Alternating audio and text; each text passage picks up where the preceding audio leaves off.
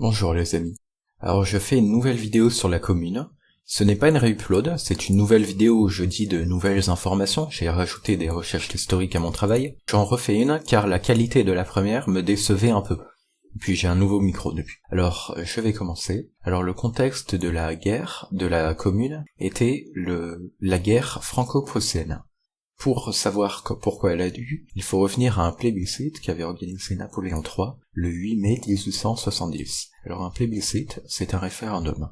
Alors Napoléon va demander au peuple s'il soutient l'Empire. Et ça fonctionne totalement. Il y a 7 millions de voix pour, 1,5 million contre. Il y a un problème, le peuple dit non à Paris. Napoléon III va donc décider de faire la guerre pour unifier le pays derrière lui. La France va donc demander des terres à la Prusse en échange de sa neutralité dans la guerre entre la Prusse et l'Autriche. Évidemment, jamais la Prusse n'aurait accepté.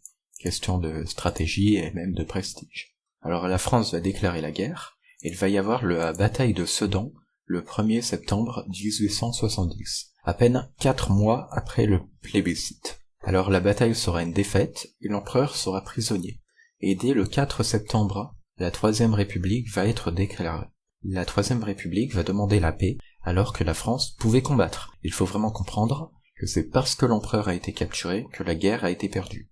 Ou du moins si elle a été perdue aussi rapidement. Alors la Troisième République va élire un parlement qui sera à majorité royaliste. Ce qu'il voulait, donc le parlement royaliste, que nous appellerons maintenant les Versaillais, c'était faire la paix, pour établir la monarchie.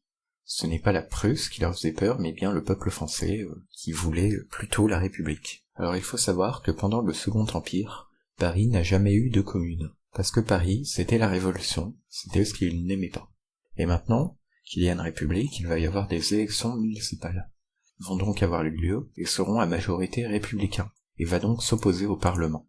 Et la commune de Paris donc possédait 300 000 soldats, qui s'appellent la Garde nationale. La Garde nationale était composée de prolétaires, et la Garde nationale est très indépendante. Ils exigent d'avoir des généraux qu'ils nomment eux-mêmes. Alors le Parlement royaliste, à ce moment-là, va s'installer à Versailles, et va rapidement avoir des tensions entre les Versaillais et la commune. Car la commune voulait continuer la guerre, et le Parlement voulait l'arrêter. Mais la commune ne pouvait pas vraiment gagner, car il y avait des centaines de milliers de soldats allemands près de Paris qui auraient attaqué Paris si la commune aurait gagné. Alors en mars 1871, la commune devient officiellement un gouvernement insurrectionnel. L'armée des Versaillais va donc envahir Paris, et les 300 000 soldats de la Garde nationale sont malheureusement peu motivés et indisciplinés, et seulement 10 000 d'entre eux combattront. Donc entre le 21 et le 28 mai 1871, les Versaillais font tuer les hommes de la commune, elle va tuer leurs femmes, leurs enfants, va aussi tuer les hommes de la Garde nationale. On appelle ça la semaine sanglante. C'est la toute première révolution socialiste de l'histoire.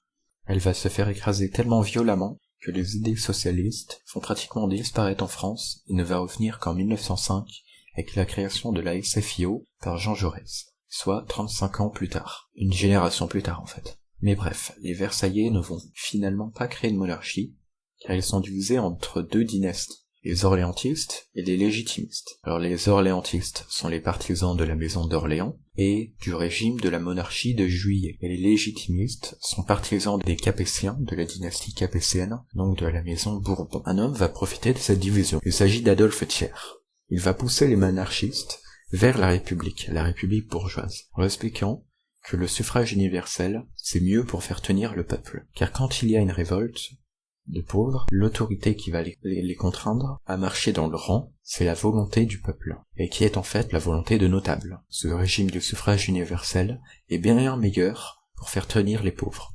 Voilà pourquoi Thiers est républicain.